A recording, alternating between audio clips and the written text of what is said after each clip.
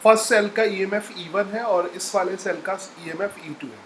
इनको ऐसे करके इनके एंड टू एंड हमने पैरेलल में कनेक्ट किए। तो this combination is parallel combination, ठीक है, this combination is parallel combination. E1 का इंटरनल रेजिस्टेंस R1 है और E2 का इंटरनल रेजिस्टेंस R2 है। E1 ब्रांच में I1 करंट है और इस ब्रांच में I2 करंट है, ठीक है। इसको एक सेल से रिप्लेस करना है जिसका इक्विवेलेंट ईएमएफ E के बराबर है और इक्विवेलेंट रेजिस्टेंस R इक्विवेलेंट के इक्वल है। एंड करंट की डायरेक्शन फ्रॉम पॉजिटिव से नेगेटिव की तरफ होगी। तो this is the direction of current. और इसका जो इक्विवेलेंट सेल है उसका ईएमएफ E इक्विवेलेंट है और उसका रेजिस्टेंस R इक्विवेलेंट है। तो एनालाइज कैसे करेंगे? इसको हमने एक्सटर्नल रेजिस्टेंस से कनेक्ट कर दिया, ठीक है। Now we have connected this by external resistance. तो करंट ऐसे जाएगी, ये गई और बाहर के रेजिस्टेंस से ऐसे।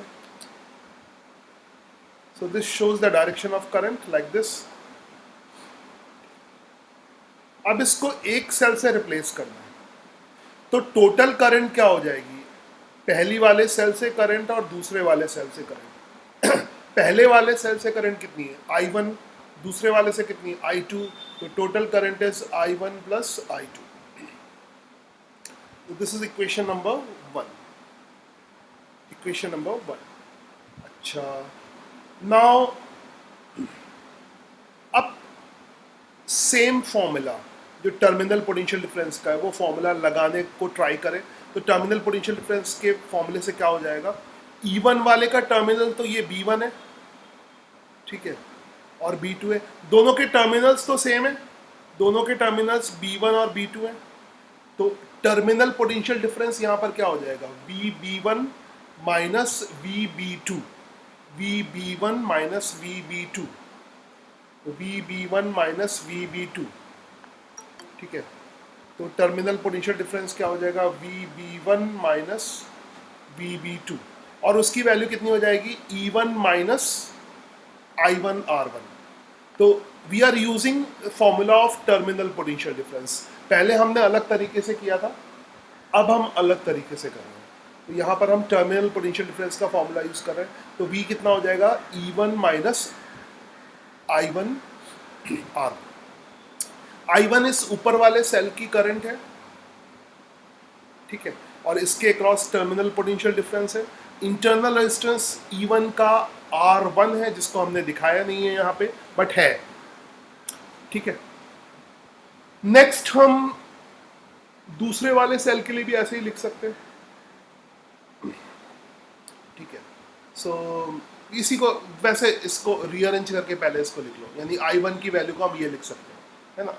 ये तो बहुत सिंपल है, इसी को लिखा गया है।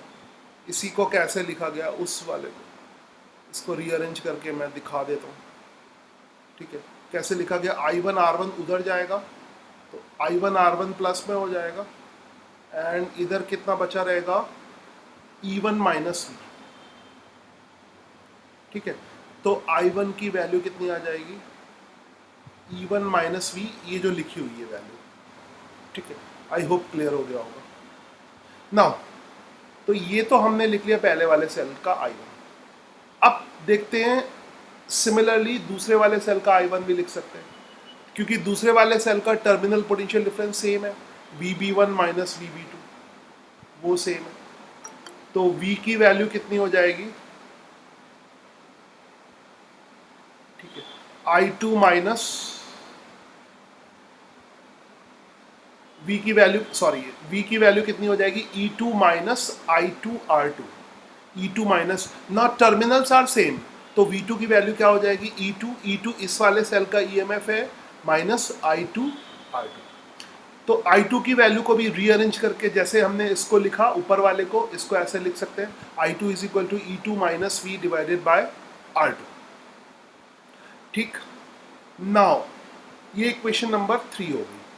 अब इन तीनों इक्वेशन को एक साथ ले लो। आई क्या है? टोटल करंट है। तो टोटल करंट कितना हो जाएगा? I1 plus I2। I1 की वैल्यू यानी ऊपर वाली ब्रांच से करंट इतनी है, E1 minus we upon R1, और नीचे वाली ब्रांच की करंट है E2 minus we upon R2। ठीक है, सो हमने इसको इस इक्वेशन में पुट कर लिया I1 I2 की वैल्यू। Very simple. नाउ अब इसको थोड़ा सा रीअरेंज कर लेते हैं, यानी E1 R1 और E2 R2 के टर्म को एक साथ लिख देते हैं, क्योंकि ये तो सिमिलर टाइप के टर्म है दोनों प्लस में। फिर इन सिमिलर टर्म को पीछे लिख देते हैं, तो समझ में आ गया होगा।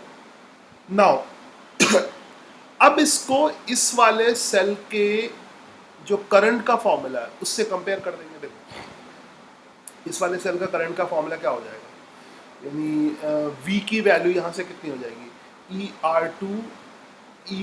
E1 R2 plus E2 R1 divided by R1 plus R2। ठीक है, एंड ऐसे।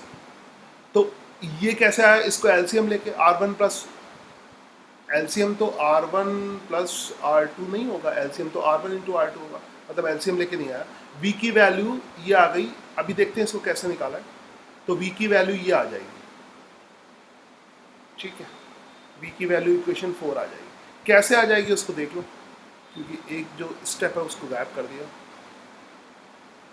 वेट फॉर सेकेंड, मैं स्टेप लाता हूँ। कुछ नहीं करना है, V को इधर ले लो। पहले इसको सॉल्व करके लिख लो। I को ऐसे ही लिखा रहने दो। इसको क्या लिख दोगे? इसको लिख दोगे,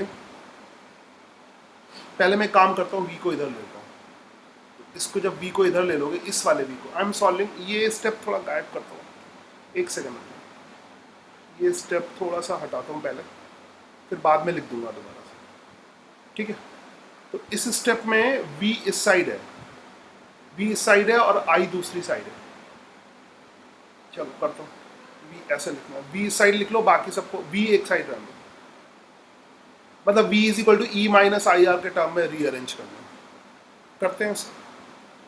तो क्या करेंगे? V को इधर ले गए, तो ये आ गया V इंटू 1/R1, इधर ले जाएंगे प्लस हो जाएगा, प्लस 1/R2।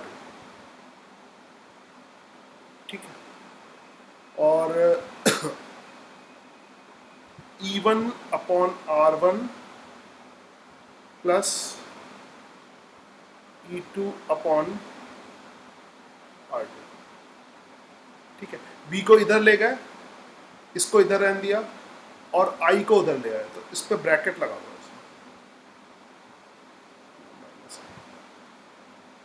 ठीक है, फिर क्या?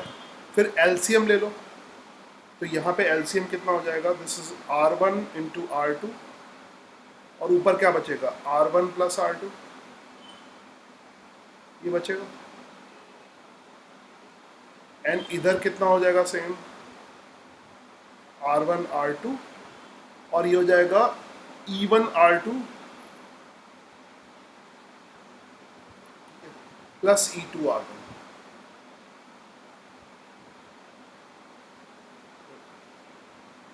And minus I। ठीक है, अब हम क्या करेंगे इसमें? इधर हमें सिर्फ V रखना है, तो इस पूरे दोनों साइड हम R1 प्लस R2 से मल्टीप्लाई कर दें। दोनों साइड हम किससे मल्टीप्लाई करते हैं? R1 प्लस R2 से। और ठीक है, पहले एक एक काम करते हैं, पहले दोनों साइड R1 प्लस R2 से मल्टीप्लाई करते हैं।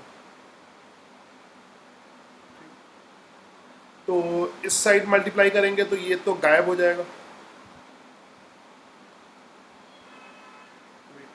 ये और ये खत्म हो जाएगा, और यहाँ पर R1 R2 से मल्टीप्लाई हो जाएगा। ठीक है, तो दोनों साइड मल्टीप्लाई किया R1 R2 से, तो ये खत्म हो गया, ये खत्म हो गया, यहाँ पे मल्टीप्लाई हो गया। अब R1 प्लस R2 से डिवाइड करेंगे, तो यहाँ तो V रहेगा, इज इक्वल टू यहाँ पे क्या बचेगा? E1 R1 प्लस नहीं E1 R2 sorry, plus E2 R1 upon divide करना है R1 प्लस R2 से, ठीक है, ठीक से देख लो इसको, डिवाइड करना ना R1 प्लस R2 से, तो यहाँ तो ये खत्म हो गया, यहाँ पे डिवाइड हो गया, minus I into R1 into R2 divided by R1 plus R2। और अब हम देख लेते हैं कि वही आया जो लिखा है इन्होंने, वही आया है, कंपेयर कर लो, हाँ ठीक है, E1 R2 E2 R1 plus दिख रहा होगा पीछे आई R1 R2 अपॉन R1, ठीक है वही आया, सेम आया। तो बीच में कुछ इसके हटा दे, इसको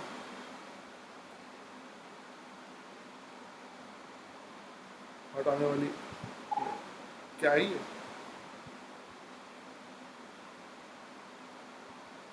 चलो हटा दे। तो आई होप ये समझ में आ गया होगा। तो अब इसको ये फाइनल इक्वेशन हमारी V की ये आ गई, यानी I is equal to I1 plus I2 करके ये इक्वेशन आ गई। तो सिंगल सेल से कितनी करंट जाएगी, अब इसको सिंगल सेल की जो इक्वेशन है उसके फॉर्म में लिख लेंगे। तो इस पूरे सिस्टम को अगर हम सिंगल सेल से रिप्लेस कर रहे हैं तो V is equal to E equivalent minus I into R equivalent आ जाएगा, आई इंटू आर इक्विवेलेंट लिखेंगे। इसको दोबारा मैं इसलिए भी कर रहा हूँ क्योंकि ये इस बार बोर्ड में आया भी था, 3 नंबर का क्वेश्चन था जो भी है, ठीक है, तो इसको ढंग से देख लो। तो E इक्विवेलेंट क्या आ जाएगा, E इक्विवेलेंट की वैल्यू कितनी आ जाएगी, ये और R इक्विवेलेंट की वैल्यू ये हो जाएगी। तो दो मेथड से हमने कर दिया। E इक्विवेलेंट क्या हो जाएगा, E1 R2 plus E2 R1 divided by R1 plus R2, और R इक्विवेलेंट क्या हो गया, ये हो गया। तो पहले भी ऐसा ही था मगर पहले वाला कुछ अलग फॉर्म में लिखा था, बाकी बात यही थी। अगर तुमने पहले वाला डेरिवेशन देखा होगा मेरा पुराना, तो भी यही बात थी, बट पहले लिखा कैसे था, कुछ ऐसे लिखा, ई इक्विवेलेंट की जो वैल्यू लिखी थी पहले वाले डेरिवेशन में, पहले वाला करने के लिए क्या करोगे, इसको R1 R2 से डिवाइड कर दो, ऊपर नीचे क्या करो, R1 R2 से डिवाइड कर दो, यानी ऊपर भी 1 अपॉन R1 R2 कर दो, ठीक है, और नीचे भी 1 अपॉन R1 R2 कर दो। तो यहां पर ये आ जाएगा E1 अपॉन R1, और ये आएगा E2 अपॉन E1 अपॉन कितना आएगा R1, ठीक है। जब R1 R2 से डिवाइड करोगे तो R2 तो कैंसिल हो जाएगा, तो E1 अपॉन R1 बचा रहेगा।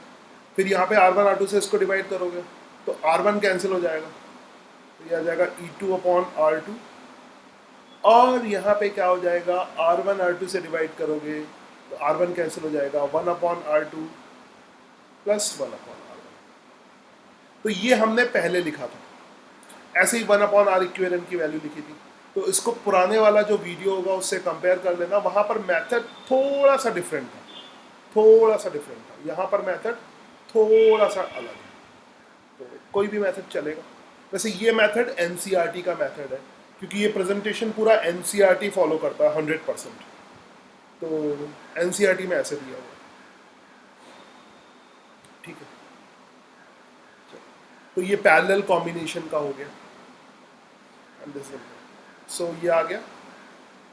इसी को रीअरेंज करके लिख सकते हो, आर इक्विवेलेंट उल्टा कर दोगे है ना, 1 अपॉन आर इक्विवेलेंट क्या हो जाएगा, R1 plus R2 upon R, वही से, ये तो तुम समझ ही गए होगे, तो पैरेलल का कई बार यूज कर चुके, ठीक है। तो जस्ट रिमेंबर दीज इक्वेशंस, ये उस तरह से लिख लिए, आई थिंक ये सब समझ रहे होंगे, तो ऐसे भी लिख सकते हैं। तो हम इस पे सवाल कर चुके हैं पहले ही, जल्दी जल्दी स्क्रॉल करता हूँ मैं इसको, ओके। तो I hope you got it. And ये व्हीटस्टोन ब्रिज, किरचॉफ, सॉरी खत्म हो गया, किरचॉफ लॉ में बता ही चुका हूँ। चलो, this is over now, stop.